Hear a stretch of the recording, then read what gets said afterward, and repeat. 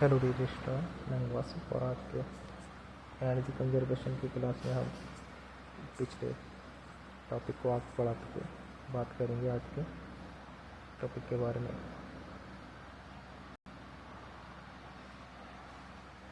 तो पिछले क्लास में एक्चुअली हम बात कर रहे थे जो हमारी एनर्जी कंजर्वेशन के पर्सपेक्टिव से जो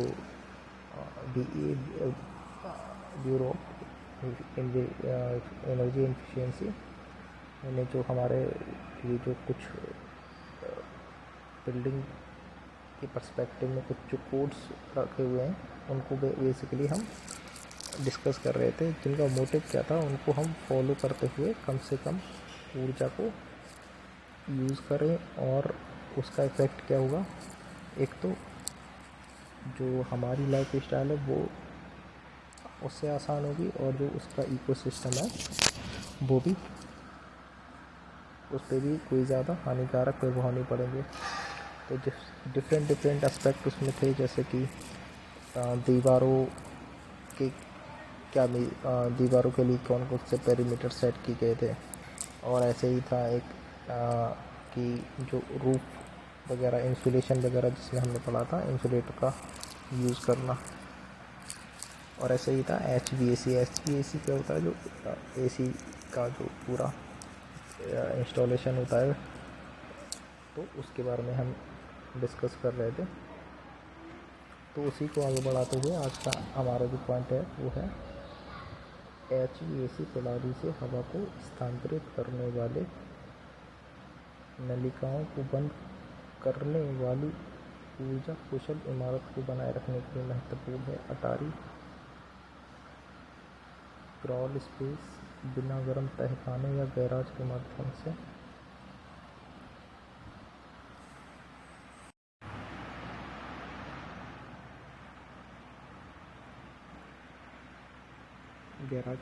से चलने वाली नलिकाओं को बंद करने के लिए विशेष महत्व है।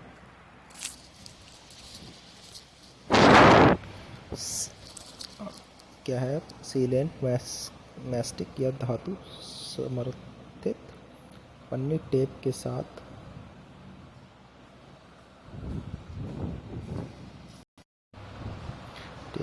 नलिकाओं के सीम और कनेक्शन करें। फिर इंसुलेशन में हवा नलिकाओं को लपेटें।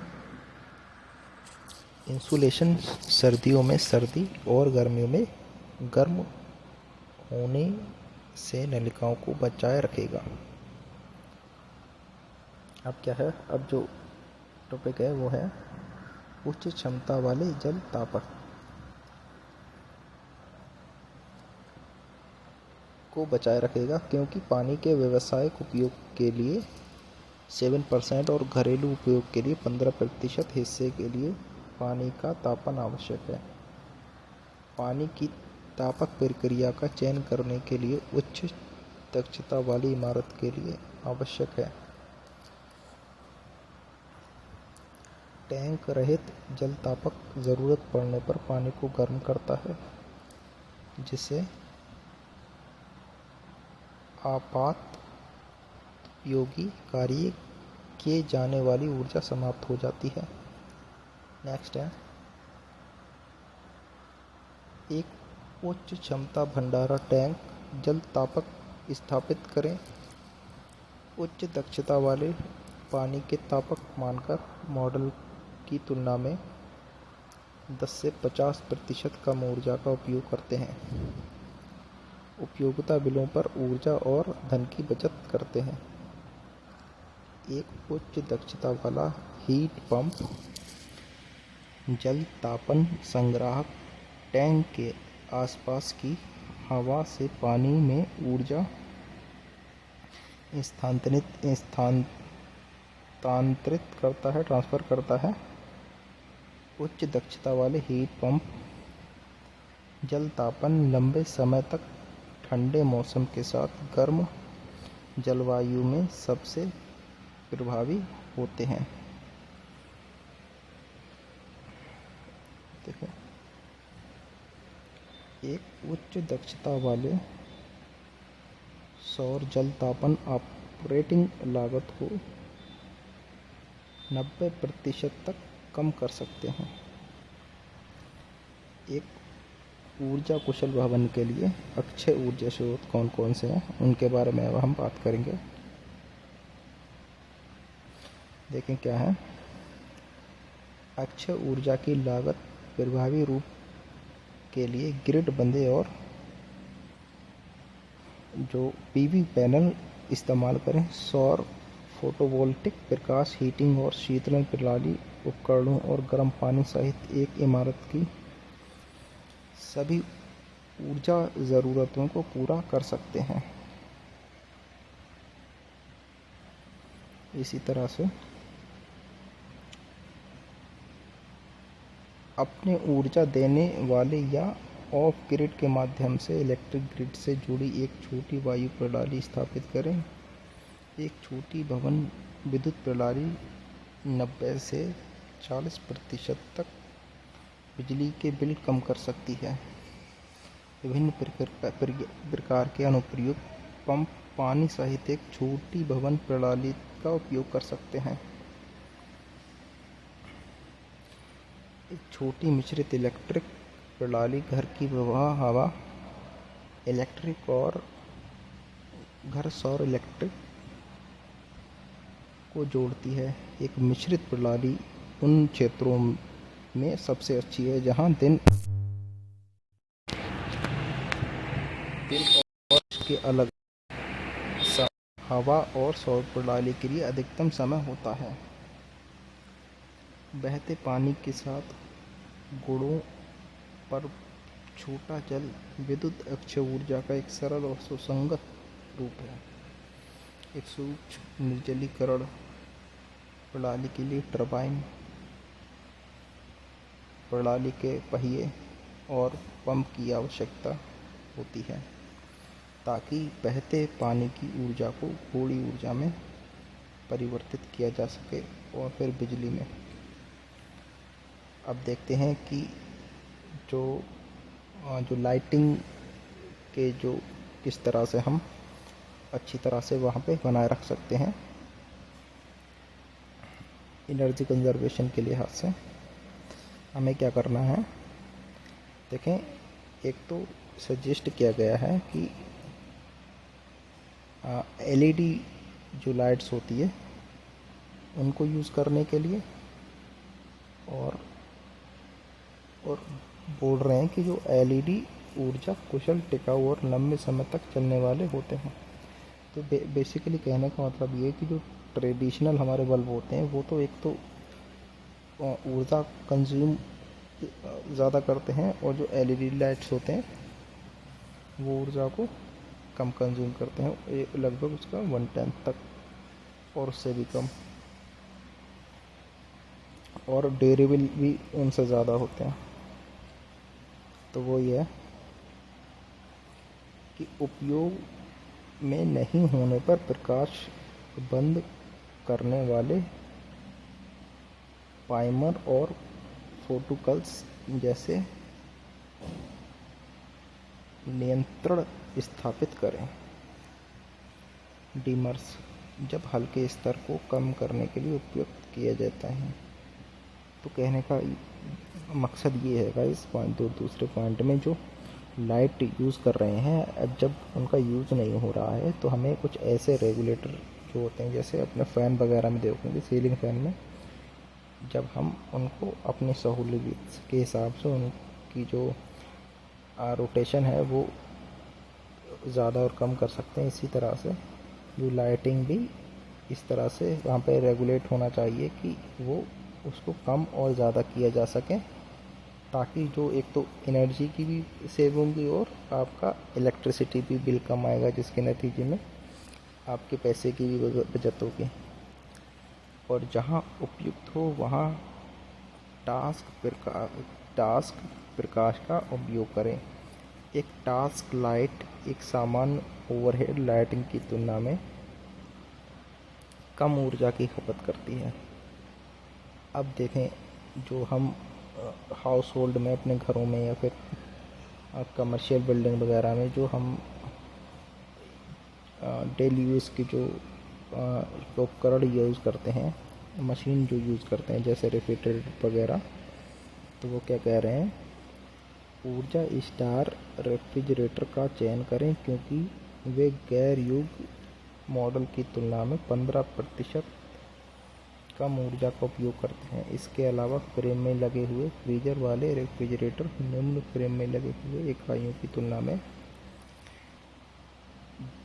10 से 25% कम ऊर्जा का उपयोग करते हैं।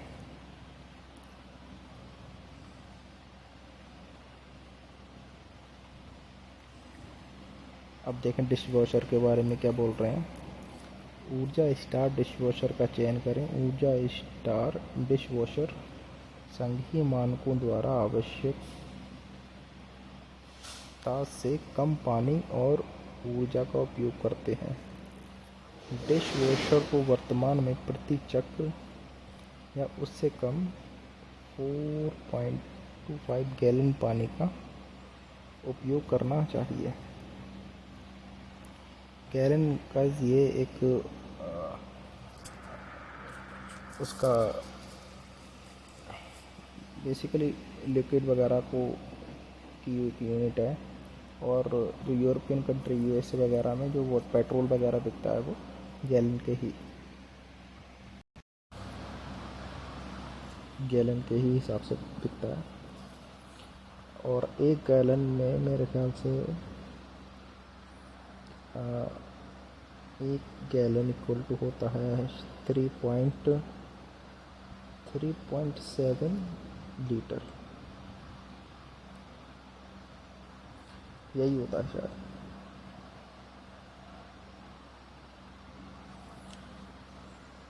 तो 4.25 गैलन पानी का उपयोग करना आवश्यक है। ऐसे व्यावसायिक संवहन ओवन का चयन करें। ये अब ओवन के बारे में बता रहे हैं कि जिन्होंने ऊर्जा स्टार रेटिंग अर्जित की हो। आपने देखा होगा जो स्टार रेटिंग सिस्टम होता है वो हमारा ऊर्जा की ही खपत के हिसाब से होता है कि वो पर्टिकुलर प्रोडक्ट कितनी ऊर्जा खपत करने वाला है, तो उसी के हिसाब से हमें उसका चयन करना चाहिए। तो बोल रहे हैं कि ऐसे व्यावसायिक संवहन ओवन का चयन करें जिन्होंने ऊर्जा स्टार रेटिंग अर्जित की हो। ऊर्जा स्टार रेटिंग वाणिज्यिक ओवन मानक मॉडल की तुलना में लगभग 20% अधिक ऊर्जा कुशल है। प्राकृतिक गैस ओवन की लौ के रंग का निरीक्षण करें। एक पीले रंग की लौ इंगित करती है कि गैस कुशलता से नहीं चल रही है और समायोजन की आवश्यकता है। कहने का मतलब है जो हम एलपीजी वगैरह जो यूज़ करते हैं, तो इनके जो बर्नर होते हैं उनसे जो अगर पीली गैस आ रही है तो वो उस फ्यूल को पूरी तरह से यूज़ नहीं कर पा रही है और कहीं ना कहीं उसको फिक्स करने की ज़रूरत है। अगर उसमें ब्लू जो जो ब्लू लॉक मतलब नीली लॉक के साथ अगर चलती है तो बेहतर है, वरना हमें अपना दिखाना चाहिए गैस को। आप देखें क्या है।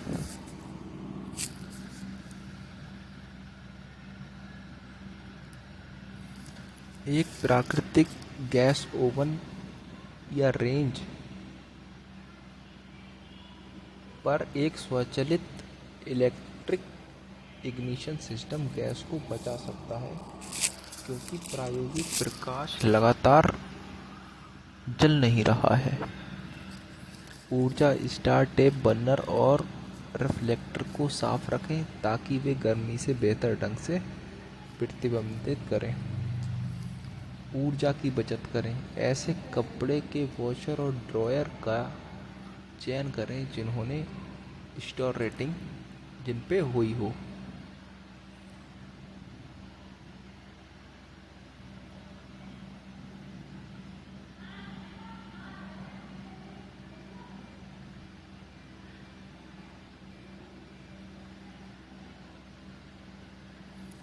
अब देखते हैं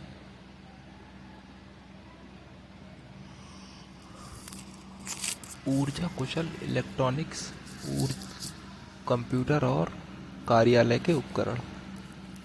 चाहे कार्यालय भवन में काम करना हो या घर में, ऊर्जा कुशल इलेक्ट्रॉनिक्स, कंप्यूटर और कार्यालय के उपकरण का उपयोग करना भवन मालिक को ऊर्जा और धन बचाता है।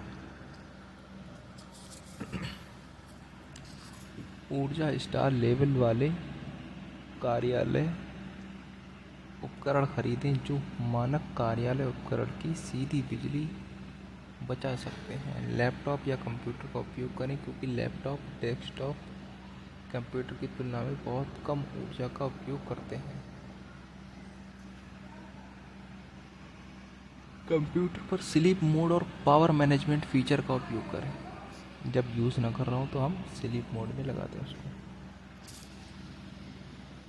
इलेक्ट्रॉनिक्स का उपयोग ना करते पर अनप्लग कर दें। जब इलेक्ट्रॉनिक चीज़ें हम यूज़ नहीं कर रहे हैं तो अनप्लग करते हैं, क्योंकि कई इलेक्ट्रॉनिक स्विच ऑफ होने पर भी थोड़ी मात्रा में बिजली खींचते रहते हैं।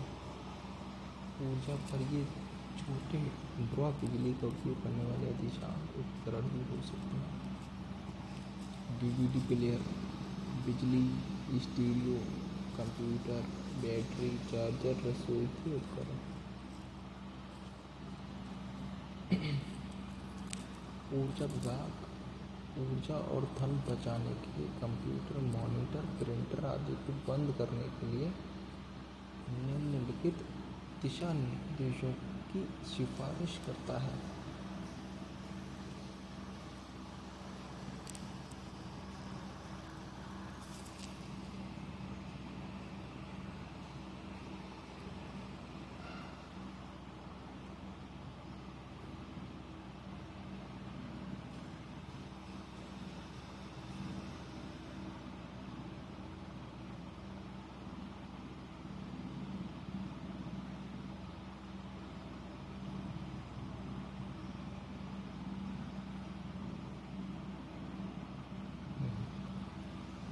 बीस मिनट से अधिक समय तक कंप्यूटर का उपयोग नहीं करने पर मॉनिटर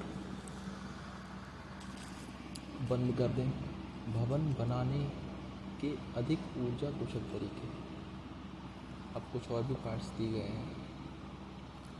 समग्र भवन डिज़ाइन में ऊर्जा कुशल भूमि निर्माण को शामिल करना। उदाहरण के लिए छायादार भूमि निर्माण गर्मियों के दौरान एक इमारत को सीधे धूप से बचाता है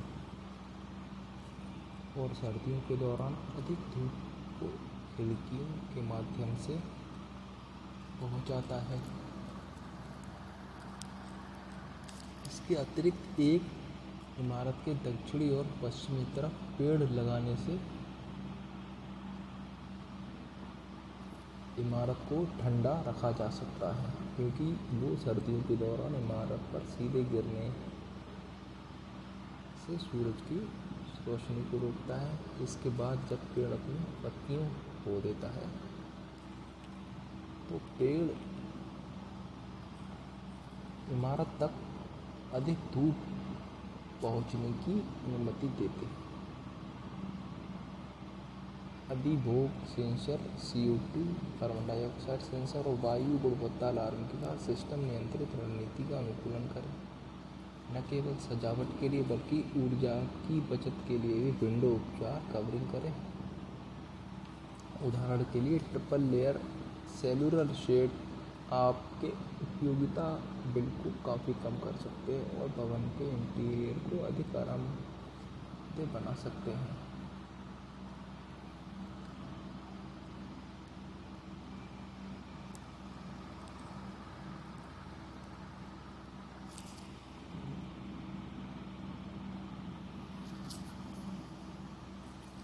निष्कर्ष देखते हैं कि हालांकि भवन निर्माण ऊर्जा को प्रभावी बनाने की अग्रिम लागत अधिक लग सकती है, भवन मालिकों ने जल्द ही कम उपयोगिता और रखरखाव खर्चों के माध्यम से अतिरिक्त लागत को पुनः प्राप्त कर लिया है।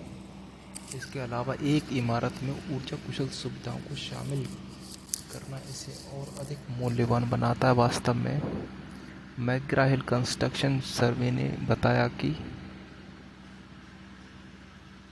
कि गैर ग्रीन बिल्डिंग प्रोजेक्ट की तुलना में ग्रीन भवन के मान 7% अधिक थे। गैर ग्रीन रेट्रोफिट इमारतों की तुलना में ग्रीन रेट्रोफिट बिल्डिंग वैल्यू 5% तक अधिक थी। आज की ऊर्जा कुशल प्रौद्योगिकी व्यापक है और इसे नए निर्माण और रीमॉडल परियोजनाओं के सभी साकारों और मूल्य श्रेणियों में शामिल किया जा सकता है। कहने का मतलब ये है कि ये जो हमने जो ग्रीन बिल्डिंग कोड्स थे उनको फॉलो करते हुए जब हमने मकान बनाए तो उनकी जो वैल्यू थी वो 7% ज़्यादा थी जो हमारे ट्रेडिशनल के हिसाब से के कंपैरिजन में।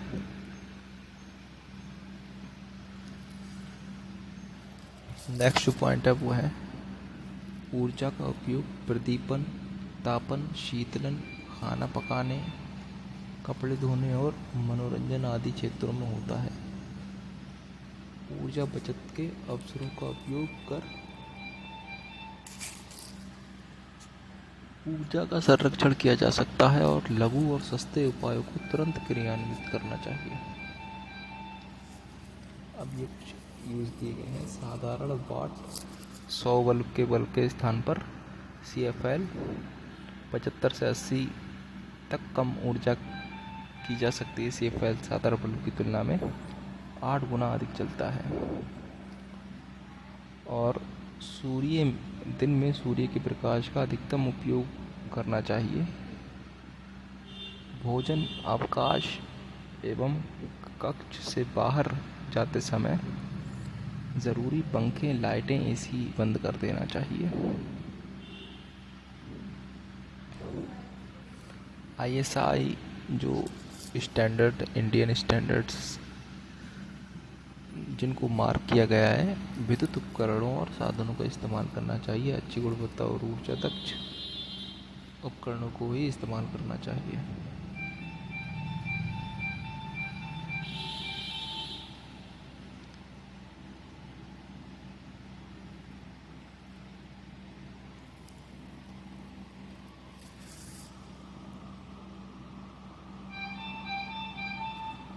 ये रेफ्रिजरेटर के हवाले से जो फोर्थ पॉइंट किया गया है कि ज़्यादा उसको जब ज़रूरत ना हो तब नहीं खोलना चाहिए, वरना उसकी जो कंजम्पशन है वो बढ़ जाता है।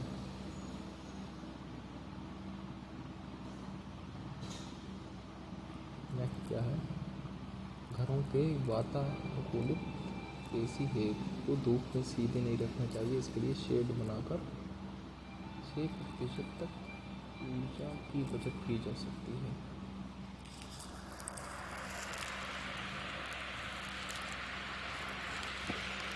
घरों एवं व्यावसायिक स्थानों की गैलरी, लॉबी, बालकनी और बाथरूम में डिम लाइट अर्थात कम से कम 5 यूनिट की CFL का यूज़ करना चाहिए। दिन में कृत्रिम लाइट की आवश्यकता नहीं होती, इसलिए खिड़कियों और दरवाजों पर लगे पर्दे दिन में हटाएं ताकि प्राकृतिक प्रकाश प्राप्त हो। लिफ्ट का प्रयोग कम करना चाहिए। बच्चों को लिफ्ट के साथ नहीं खेलने देना चाहिए।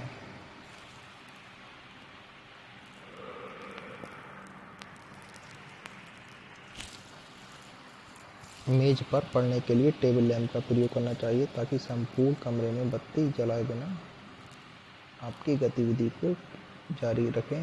यदि संभव हो तो कमरे में किसी कोने में लैंप रखना चाहिए जहां से एक साथ सभी दीवारों पर प्रकाश परावर्तित हो।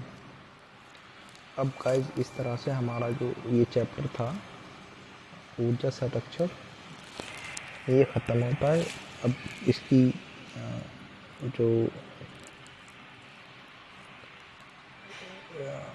एक्सरसाइज है देख लेते हैं क्या है।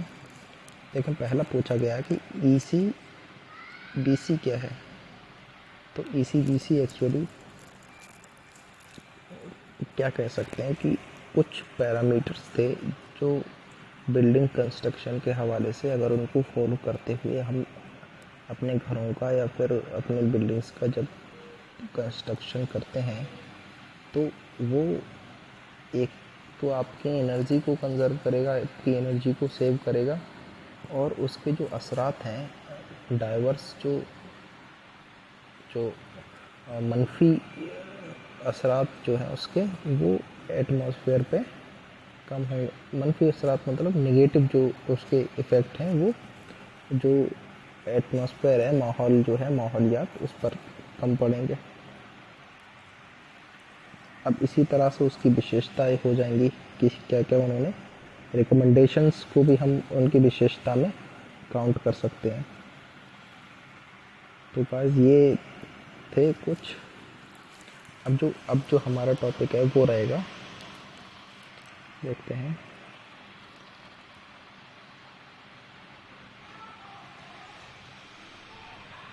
अब इसी टॉपिक को अब हम पढ़ेंगे। टॉपिक है अवशिष्ट ऊष्मा पुनः प्राप्ति तथा सह उत्पादन। कहने का मतलब ये है कि जो एनर्जी वेस्ट हो रही है उसको